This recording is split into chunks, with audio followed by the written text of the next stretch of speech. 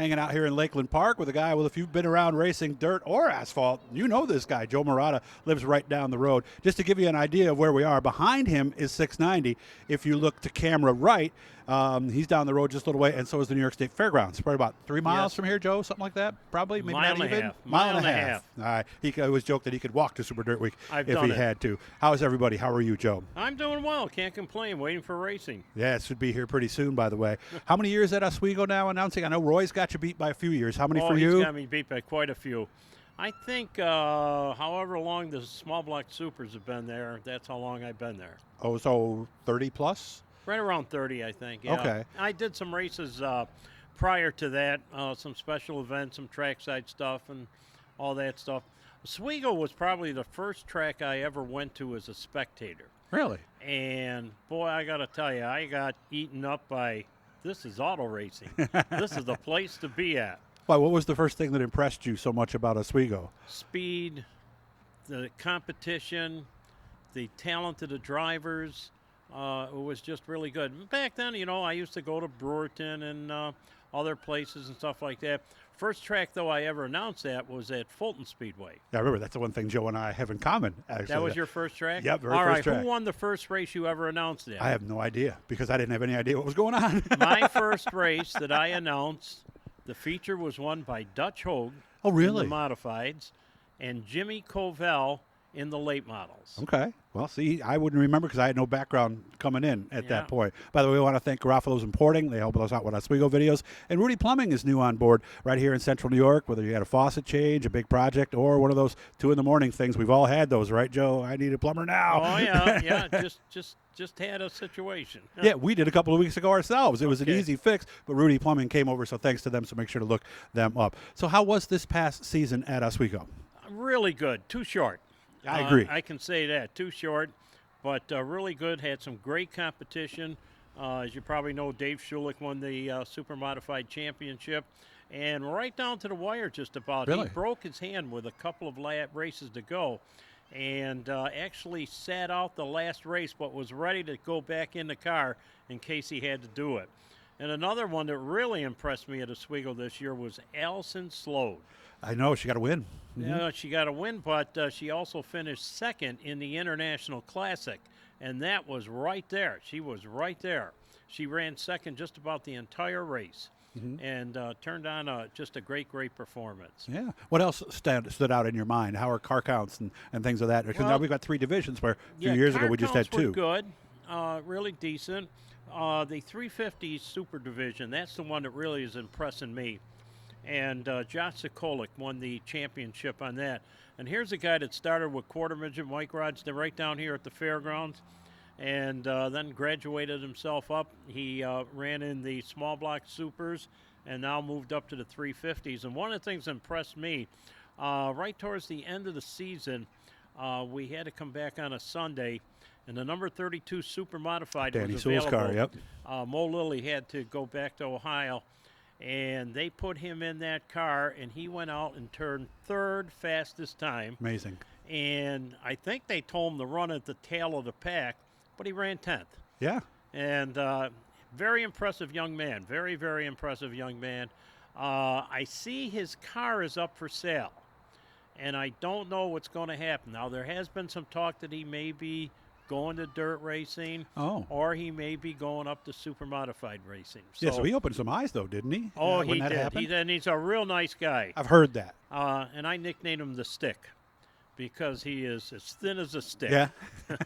Well, let's be honest, that's a big thing, especially in the super world. I remember the first time somebody took those panels off and I saw how tight everything is in there. You cannot be a big guy and fit in one of those things. No, you'd have a little problem, Doug. I don't think I could get in there. The steering wheel may get in your way. Yeah.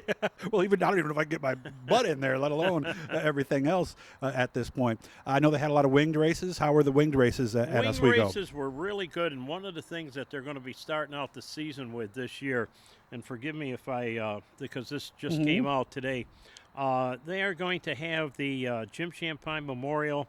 That's going to be a winged race. It's going to be $4,000 to win. And that opens on May 25th. So every day I scratch a one date off the calendar, getting closer. So it's, Oswego is like Indianapolis. It's different. It's Oswego. And the competition there is just so fantastic. The racing there is just so fantastic.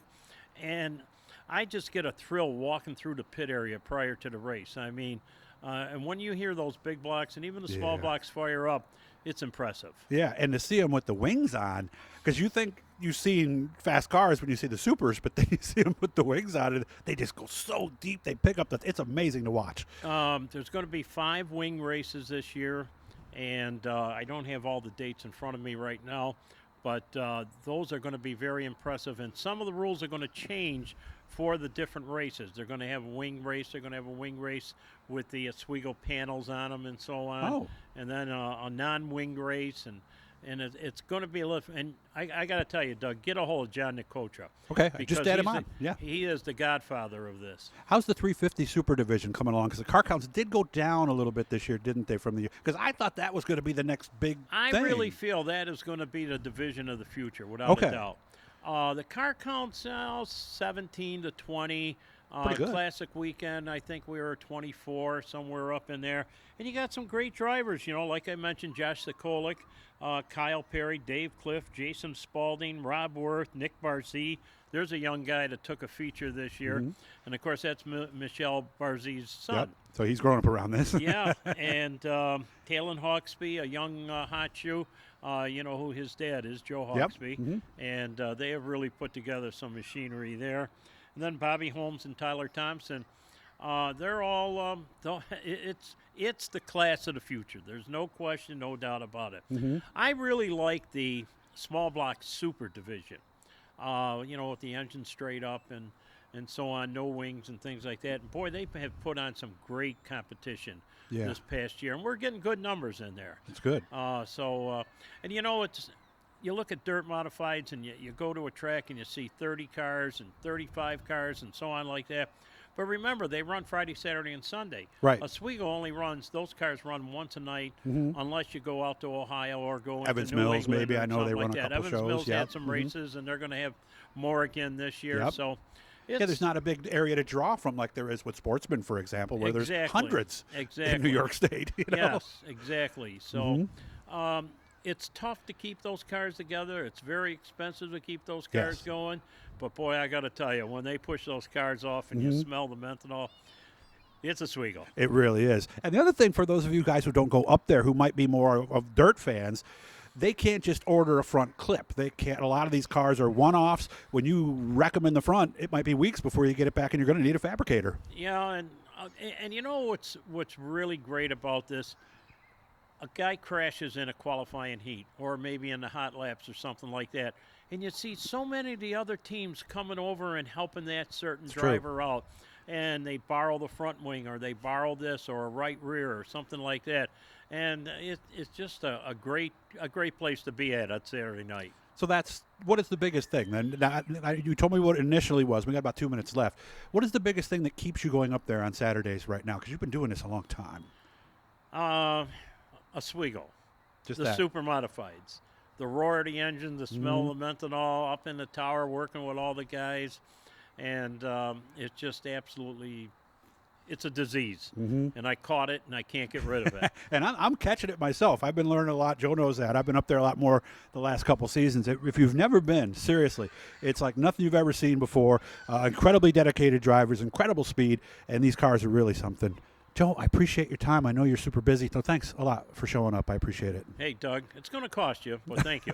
Hopefully I can afford it. Guys, remember, hit the likes, leave a comment if you'd like, subscribe, hit that bell down there in the corner. That'll let you know every time we're doing something great. And again, thanks to Garofalo's and Rudy Plumbing for helping us get here. Joe, give Barb a hug for us. I'll see you soon. I definitely will.